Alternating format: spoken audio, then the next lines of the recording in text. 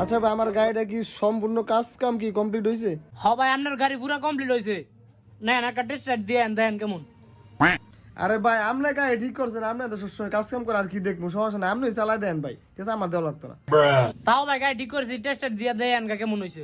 না না ভাই, আমার বনে ভাই টেস্ট দেওয়ার মতো কোনো ইন্টারেস্ট নাই, ঠিক আছে, আর কি থাক লাগবো না। তাহলে ভাই ইয়া করেন, ওই যে হেরা চাবিটা দেন, হেরা দা টেস্ট রাইড দেওয়া এন। আচ্ছা ভাই, তুমি এক কাজ করো, তাহলে তুমি একটা টেস্ট দিয়ে দেখো গাড়িটার কি অবস্থা। হ্যাঁ আচ্ছা ভাই, সমস্যা নেই।